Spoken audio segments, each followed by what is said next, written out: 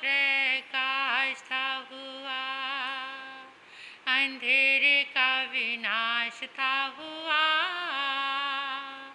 सच्चा प्रकाश था हुआ।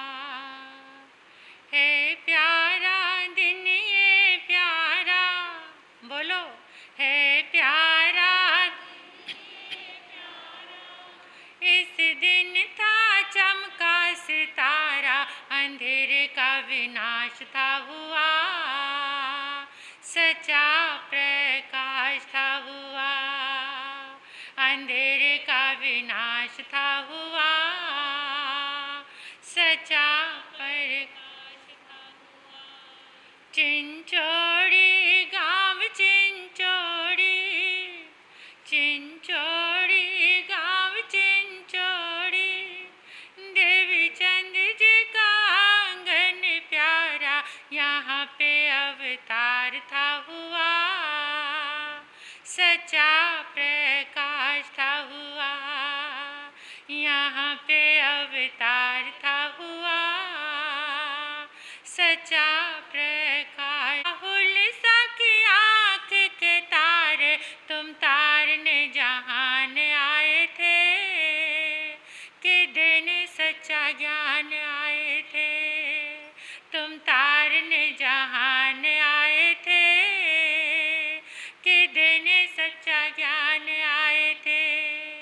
थी प्यारी छवि बड़ी न्यारी, थी प्यारी छवि बड़ी न्यारी, 12 साल में दीक्षाधारी, आनंद ऋषि कहलाए थे, आनंद ही आनंद लाए थे, आनंद ऋषि कहलाए थे, आनंद ही आनंद लाए थे।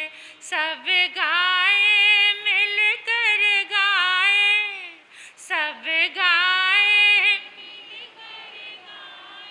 सब गाए मिलकर गाए, सब गाए मिलकर गाए, इस दिन की महिमा सुनाए, कि प्यार झोलियों में भर ले, घृणा को आज दूर कर ले, कि प्यार झोलियों में भर ले, घृणा को आज दूर कर ले।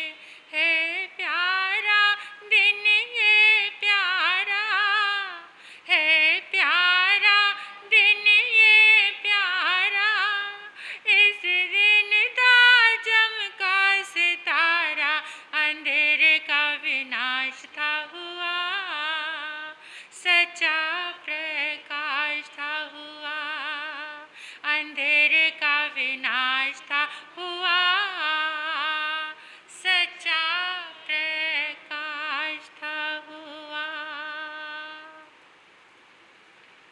ये प्यारा दिन जिन शासन के लिए एक प्रकाशित दिन, जिन शासन के लिए एक प्रकाश का पर्व है, इस दिन शासन को ऐसा अनमोल रत्न मिला, जिन्होंने सारी दुनिया में आनंद फैलाया, यथा नाम तथा गुण, जो एक बार दर्शन कर लेता था आनंद से भर जाता था। यूं कहूं तो श्रमण संघ के वो द्वितीय पटधर आचार्य भगवान श्री आनंद ऋषि जी महाराज साहब, परम पुण्यवान, परम तेजस्वी, परम यशस्वी, संगठित करने वाले, उनका एक ही सूत्र था, बड़े मस्त होकर कहते थे, संगठन की वीणा बजने दो, मुझे मधुर मधुर सुर ये धुन सुनने दो। संगठन बहुत प्रिय था उनका, सब मिलकर रहे, सब इकट्ठे होकर रहें, कोई संग ना टूटे, कोई दिल ना टूटे, कोई घर ना टूटे, कोई परिवार ना टूटे, ऐसा जीवन था उनका। उनको कुछ बोलना नहीं पड़ता था, बस जिस पे दृष्टि पड़ जाती थी ना, वो अपने आप ही संभल जाता था। कुछ ऐसी साधना थी, कुछ ऐसा दिव्य व्यक्तित्व था। मुंह से तो बहुत कुछ कम बोलना पड़ता था, बस नजरें ही सब कुछ समझा दिया करती थी। उनका ऑरा, उनका व्यक्तित्व सब कुछ समझा दिया करता था। चौथे आचार्य भगवान का ये शासन चल रहा है। 3 आचार्यों में सर्वाधिक श्रमण संघ को कोई साधना का दान या शासन करने वाले कौन से आचार्य रहे हैं? आचार्य आनंद ऋषि जी महाराज साहब। और एक और पुण्य देखो उनका, भारत के कोने कोने में उनका जन्म तो उनका महाराष्ट्र में हुआ, लेकिन उनकी जन्म जयंती भारत के कोने कोने में मनाई जाती है। कितना पुण्य! ये कैसी गजब की बात है कि जहां वो पहुंचे नहीं वहां भी उनकी जन्म जयंती मनाई जाती है। एक पुण्य, एक उनका आभा मंडल। श्रमण संघ का स्वर्ण युग कोई है तो वो आचार्य भगवान का काल है। जैसे भारतीय इतिहास में आदिकाल, मध्यकाल और आधुनिक काल, जो मध्यकाल में एक समय ऐसा था जिसे स्वर्ण युग कहा गया, वो कौन सा काल था पता है आपको? जिसमें तुलसी, सूर, कबीर, मीरा ये भक्त कवि हुए। वो कवि थे, लेकिन कौन से कवि थे? भक्त कवि थे। उन्होंने लोगों के अंदर भक्ति का शंखनाद किया, इसलिए उस मध्यकाल के उस पीरियड को, उस युग को स्वर्ण युग कहा जाता है। किसी ने अगर हिंदी साहित्य का इतिहास पढ़ा हो तो उनको पता होगा कि वो जो काल था मीरा का, सूर का, तुलसी का, कबीर का, वो स्वर्ण युग था। ऐसे ही जिन शासन में, श्रमण संघ में अगर कोई स्वर्ण युग है तो वो आचार्य भगवान पूज्य श्री आनंद ऋषि जी महाराज साहब का। लोगों को कैसी शिक्षा देते थे वो पता है? कितने उदार थे वो। हम महाराष्ट्र में गए, इतना फ्लेक्सिबल है महाराष्ट्र। उनके जो भक्त हैं, कोई भी संत आ जाए सबकी सेवा करते हैं। ये उदारता किसने दी? ऐसे ही श्रमण संघ के एक और रत्न हुए हैं मरुधर केसरी मिश्री मल जी महाराज साहब। उनके भी जो भक्त हैं उनको भी इतनी अच्छी शिक्षा मिली है कि कोई भी संत आ जाए वो सबकी सेवा करते हैं। संत कौन? जो सबके अंदर यह विचार डाले, सबकी सेवा का, मिलन का, संघ को संगठित करने का जो एक मंत्र देता है, साधना देता है, वही संत होता है। और जो तोड़ने का काम करे, तोड़ने का काम करे, अपनी संप्रदाय को ऊंच शिखर पर ले जाने का काम करे। आचार्य भगवान का अगर ये जीवन गाथा आप सुन रहे हैं तो एक शिक्षा लेकर जाना जीवन में, कट्टर मत बनना कभी भी। जहां कट्टरता आ जाती है वहां धर्म नहीं रहता, धर्म उससे कोसों दूर चला जाता है। सन 1982-83 की बात है। आचार्य भगवान आनंद ऋषि जी महाराज साहब अहमदनगर विराज रहे थे। पास ही कोपर गांव है, महाराष्ट्र में ही कोपर गांव है। कोपर गांव के संघ के पास एक विनंती पहुंचती है कि राजस्थान के कुछ संत ज्ञान गच्छ के आकर यहाँ चातुर्मास करना चाहते हैं। संघ में 2-4 लोग कोई तैयार हुए होंगे, लेकिन जो पूरा संघ था वो आचार्य भगवान के, सुन लेना ध्यान से, अपनी तंद्रा को थोड़ा मेरे साथ जोड़ कर रखो, सुनो ध्यान से। कैसे थे हमारे भगवान, कैसे थे हमारे संत जिन्होंने इस जिन शासन को जीवंत किया है। उन्होंने कहा वहाँ का संघ एकत्रित होकर आया कि भगवान की आज्ञा होगी तो हम यहाँ पर चातुर्मास कराएंगे, अगर भगवान की आज्ञा, आचार्य श्री जी की आज्ञा नहीं होगी तो हम चातुर्मास नहीं कराएंगे। संघ इकट्ठा होकर, बड़े समर्पित संघ है आचार्य भगवान के नाम से, वहां पर आचार्य भगवान के चरणों में विनंती की कि ज्ञान गज के साधु साध्वियां कोपर गांव में चातुर्मास करना चाहते हैं भगवान, अगर आपकी क्या आज्ञा है। आचार्य भगवान ने बड़ा सुंदर एक जवाब दिया और क्या कहा, जो संत साध्वी आएंगे वो धर्म सिखाएंगे। क्या?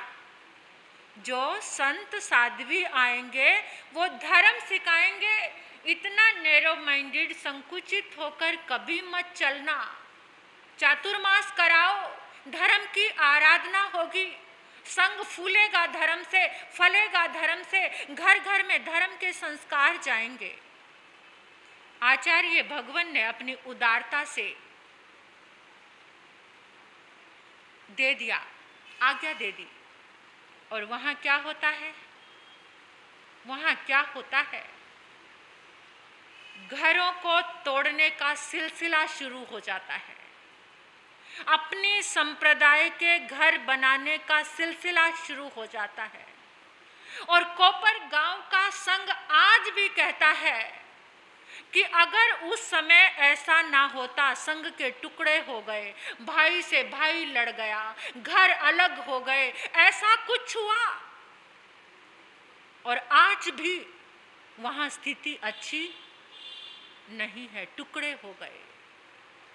भगवान ने तो सोचा था कि संत के पास उदारता होती है, सबको जोड़ने का काम करते हैं। ठीक है, तुम्हारी समाचारी, तुम्हारी क्रिया जैसी है चलती रहे, लेकिन लोगों के अंदर बीज ऐसा डालो कि धर्म पनपे, सरलता, सहजता पनपे। जहां टुकड़े होने लग जाएं संघ और समाज में, वहां धर्म नहीं होता। भगवान कहा करते थे, कितनी कमाल की दृष्टि थी उनकी, कितनी उदार दृष्टि थी। वो छोटे से उपकारी के लिए भी इतना कृतज्ञ रहते थे। 91 ईयर्स के जब वो हो गए थे ना, तब भी इंग्लिश की कोटेशंस याद किया करते थे, और जो प्रेरणादायक होती थी संतों को कहते थे ये नोट कर लो। और जो थोड़ा सा भी उनके लिए कुछ, इतनी सूझबूझ, इतनी गजब की, 15 संप्रदायों ने अपने त्याग पत्र देकर के आचार्य भगवान आत्माराम जी महाराज को क्या बनाया था? आचार्य बनाया था। कितने? 32 संप्रदायों ने त्याग पत्र देकर के। तो देखिए उस समय आनंद ऋषि जी महाराज साहब के जीवन में कितनी बार ऐसे समय आया कि उन्होंने बहुत बार अपने पदों का त्याग किया, संघ को इकट्ठा करने के लिए, संघ का संगठन करने के लिए, संघ में एकता। किसी समय, आज तो कितने पदों की लड़ाइयाँ हैं संघ में, समाज में, जहाँ देखो पदों के लिए, कुर्सी के लिए लोग लड़ मरते हैं। एक संघ के 2 संघ, कितनी फूट। लेकिन आचार्य भगवान कहते थे, अगर तुम्हारे एक त्याग से संघ बचता है तो एक बार नहीं 100 बार करो। संघ को बचाने वाला, संघ का उत्थान करने वाला, संघ में धर्म की प्रभावना करने वाला कभी तीर्थंकर पद को प्राप्त कर सकता है। और जो संघ को तोड़ता है, जो घरों को तोड़ता है, जो जहर डालता है, जो नफरत के बीज डालता है, उसका क्या हश्र होता है? बड़ा मुश्किल है वो एंड, अंतिम बहुत बहुत बुरा है। आचार्य भगवान, जिस समय ये श्रमण संघ की स्थापना हुई, उस समय 2 कुछ संत ऐसे थे, ना वो भगवान का नाम लेते थे, ना ही उनका कोई बैनर बनाते थे, ना उनका जयकारा लगाते थे। कॉन्फ्रेंस के लोग, कुछ साधु साध्वियाँ आचार्य भगवान के पास आए और आकर कहने लगे कि भगवान, वो जो 2 संत हैं, ना कभी आपका नाम लेते हैं, ना आपका बैनर लगाते हैं, ना आपका जयकारा लगाते हैं, उनको श्रमण संघ से अलग कर दो। आचार्य भगवान कहने लगे, मेरी एक बात का जवाब देना, क्या वो श्रमण संघ की समाचारी के अनुसार चल रहे हैं? कहते हाँ चल रहे हैं। क्या वो सुंदर ढंग से संयम पाल रहे हैं? अपनी साधु मर्यादा का पालन कर रहे हैं? हाँ, कर रहे हैं। क्या उनके चरित्र में कोई दोष है? नहीं है। फिर क्यों मेरा नाम नहीं लेते तो कोई बात नहीं, मेरे नाम का बैनर नहीं लगाते तो कोई बात नहीं। वो साधु जीवन की क्रियाओं में चल रहे हैं, वो श्रमण संघ की समाचारी में चल रहे हैं। इसलिए मेरी उनके लिए तह दिल से मंगल कामना है कि वो खूब जिन शासन की प्रभावना करें। ऐसी उदारता, ऐसी उदारता, ऐसा उदार दिल कहाँ से आएगा? कहाँ से आएंगी वो नजरें? इतने कमाल के थे आचार्य आनंद ऋषि जी महाराज साहब कि लोग जाते थे उनके चरणों में और जीवन बदल जाता था। विनय कितनी थी, कितने विनयवान थे। वो 80 वर्ष के हो गए थे, अगर कोई उनको कुछ पढ़ते रहते थे। वो फ्रेंच भाषा तक सीखी उन्होंने। वो पढ़ते रहते थे और पढ़ाने वाला जैसे ही आता था, आचार्य पद का मालिक, इतने साधु साध्वियों का मालिक जैसे कोई पढ़ाने आता था तो अपने आसन से पट्टे से उतरकर नीचे बैठ जाया करते थे। इतने गजब की विनय थी। विनय ददाती विद्या। विनय जो होती है वो विद्या सहज उसके पास ज्ञान और विद्या चली आती है। ज्ञान अध्ययन करने के लिए बड़ा संघर्ष किया था उन्होंने, बड़ा संघर्ष हुआ था। आज की तरह नहीं था कि सब कुछ हमें सहज से उपलब्ध हो रहा फिर भी हम पढ़ते नहीं, फिर भी हम ज्ञान की आराधना नहीं करते। ये कमी है हमारे जीवन की। लेकिन भगवान ने कितना संघर्ष किया। उनके गुरु उनको ले लेकर कहाँ, कितने विद्वानों के पास जाते थे, संस्कृत पाठशाला में जाते थे और वो लोग क्या कह देते थे, ये जैन साधु तो नास्तिक है, हम नहीं इनको पढ़ाएंगे। नास्तिक, नास्तिक किसको कहते थे? वो जो वेद वेदांतों को नहीं मानता, वेद के ज्ञान को नहीं मानता, ये जैन साधु वेदों को नहीं मानते, ये नास्तिक हैं। उस समय भगवान समझाया करते थे, बहुत छोटे से थे तभी लोगों को, आनंद ऋषि थे वो, उस समय समझाया करते थे कि जो लोक और परलोक को मानता है वो नास्तिक नहीं होता। जो लोक और परलोक पर श्रद्धा करता है, उसको मानता है, वो नास्तिक नहीं होता। ठीक है कि जैन संत कर्म सिद्धांत पर विश्वास करते हैं, ईश्वरीय सत्ता को, वो आत्मा को ही ईश्वर मानते हैं, लेकिन जैन साधु नास्तिक नहीं है। वो लोक परलोक में जो सब कुछ है उसे जानता है, मानता है। बहुत संघर्ष किया उन्होंने पढ़ने के लिए। बड़े मुश्किल से कोई पंडित तैयार होता था पढ़ाने के लिए, कोई तैयार नहीं होता था। बड़ी संकीर्णता थी। आज तो बहुत कुछ सुलभ हो गया है युग के अनुसार, लेकिन पढ़ने वालों की कमी हो गई है। लौकिक ज्ञान को प्राप्त करने के लिए पहले तो जो श्रावक लोग होते थे ना, जो घर में होते थे, वो भी जीव अजीव न तत्व के ज्ञानी होते थे। कितने श्रावक ऐसे होते थे जो साधु संतों को आगम पढ़ाया करते थे। और आजकल, आज ये जितने बच्चे मेरे सामने बैठे हैं, इन बच्चों को आपने कभी अपने बच्चों को ये प्रश्न किया कि भगवान महावीर के माता पिता कौन थे? सिखाया आपने? आज के बच्चों को पूछा जाए कि शाहरुख खान कौन है,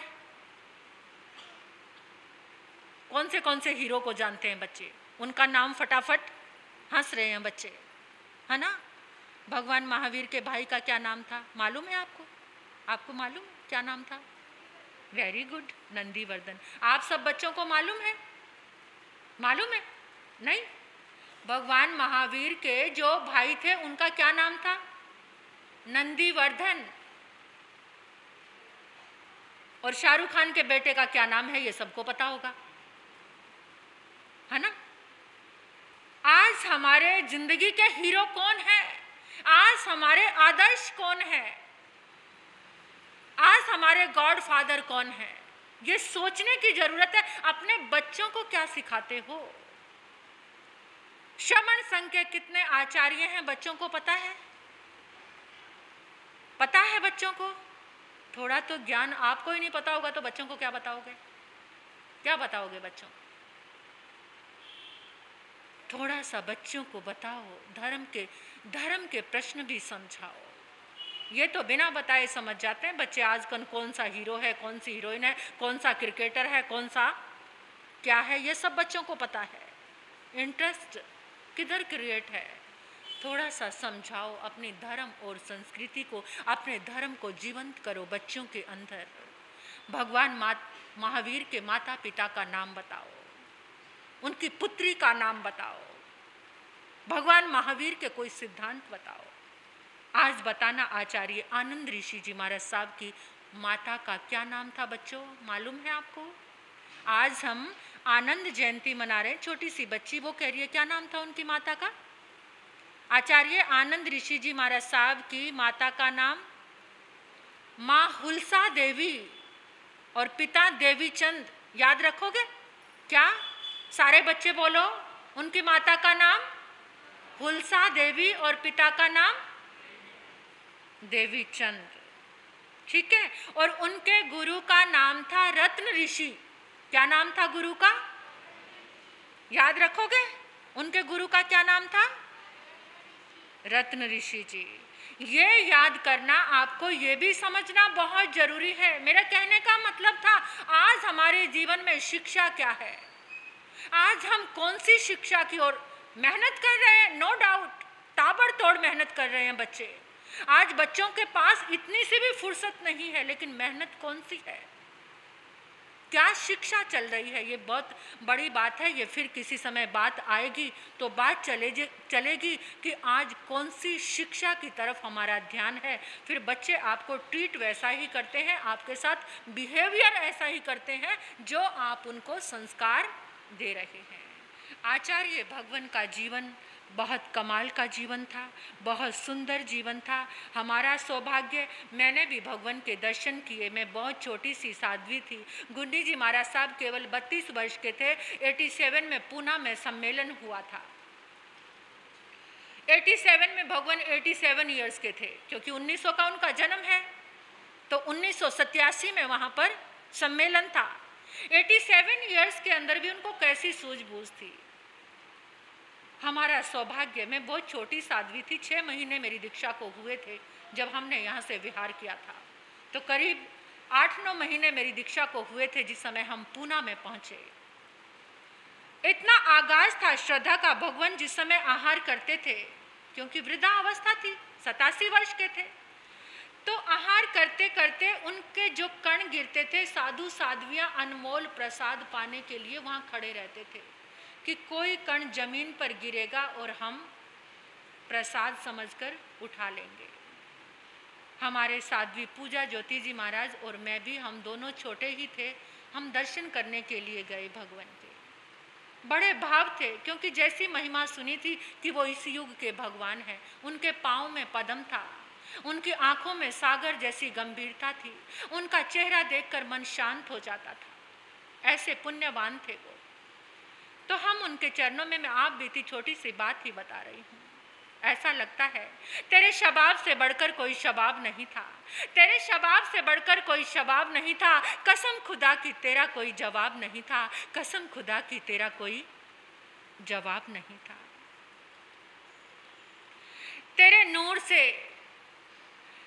नूर से रोशन है सारी महफिल भगवन, तेरे नूर से रोशन है सारी महफिल भगवन। जहाँ देखती हूँ जलवा तेरा ही तेरा है। उस समय की बात बता रही हूँ कि जहाँ देखती हूँ जलवा तेरा ही तेरा है। ऐसा जलवा था हर ओर।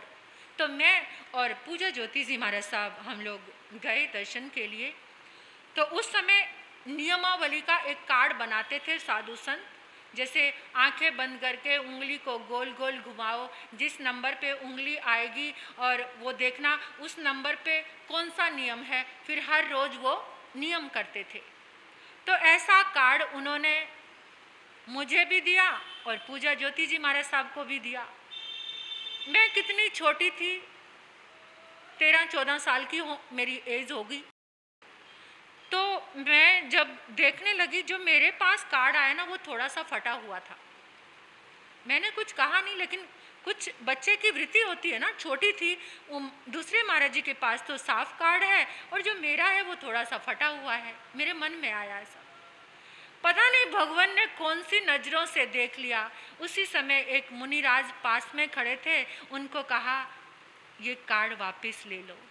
और दूसरा कार्ड जो साफ सुथरा कार्ड था, उन्होंने इस बच्चे के मन को कैसे पहचान लिया कि वो फटा हुआ कार्ड मुझे अच्छा नहीं लग रहा। मेरा मन था कि मेरे पास भी साफ ही कार्ड हो, ये तो मेरे साथ बीती हुई बात है। तो कैसे उन्होंने वो कार्ड वापस लिया और जो साफ सुथरा था, मैंने कैसा वंदन किया, पता नहीं उस समय तो मेरी आंखें कैसी नम हुई या नहीं। लेकिन आज जब सोचती हूँ कि इतने छोटे बच्चे का वो इनकी दृष्टि इतना ध्यान रख सकती है, वो कैसे गजब के आचार्य थे। ऐसे आचार्य भगवान का गुणानुवाद करने का, गुणगान गाने का आज को आपको अवसर मिला है। और आज उनके चरणों में श्री संघ ने सामूहिक रूप से एकाश्म तप की आराधना की है। अपने भगवान के चरणों में यही उपहार चढ़ाते हैं कि हे प्रभु, प्रार्थना करना कि हे आचार्य भगवान, जैसे सहनशीलता के, विनय के, मिलन के, संगठन के, उदारता के जो दिव्य गुण आपके अंदर थे, एक गुण भी हमारे जीवन में आ जाए तो हमारा बेड़ा पार हो जाए। तो ऐसे आचार्य भगवान के चरणों में बहुत सारे संस्मरण, बहुत सारे जीवन की अद्भुत अद्भुत घटनाएं हैं, लेकिन समय तो नहीं है ना सुनाने के लिए, समय लिमिटेड है। इस छोटे से समय में मैं इतना ही बोल पाई हूँ कि आचार्य भगवान के पावन चरणों में वंदन करते हैं, नमन करते हैं। हे प्रभु, आप जहाँ भी हो, सारे संघ पे, समाज में, शहर में, प्रांत में अपनी कृपा बरसाना कि सबके अंदर सहजता आए, सरलता आए, शांति आए, उदारता आए, विनय के भाव आए, किसी के जीवन में भी कट्टरता का जहर ना आए। कट्टर मत बनना, सहज रहना, संतों का सम्मान करना और उन लोगों से बचना जो संत के रूप में भी फूट के बीज डाल जाते हैं, उनसे बचाव रखना। क्योंकि कभी कभार ऐसा होता है, सीता को उठा नहीं सकता था रावण, लेकिन उसने सन्यासी का वेश धरा। सन्यासी का वेश धर के ही कोई किसी को तोड़ सकता है, लूट सकता है। इसलिए जीवन में बचना, और जहाँ सरलता हो, जहाँ सहजता हो, वहीं झुक जाना, वहीं तुम्हें धर्म मिलेगा, वहीं तुम्हें संस्कार मिलेंगे। ऐसे आचार्य भगवान की वाणी है। अगर आज इस दिन कुछ सुनकर जा रहे हो तो एक प्रतिज्ञा करके जाना कि जहाँ संगठन का काम होगा वहीं मुझे काम करना है, जहाँ तोड़ फोड़ का काम होगा वहाँ से मुझे अलग हो जाना है। मुझे अपना महामोनीय कर्म नहीं बांधना। संघ को संगठित करने में, किसी परिवार को संगठित करने में, किसी के दिलों को मिलाने का काम करना। अगर आनंद ऋषि के भक्त हो, आचार्य भगवान के भक्त हो, तो ये काम कर लेना जीवन में, और फिर देखना जीवन अनेक तरह के फूलों से सजता चला जाएगा, सजता चला जाएगा।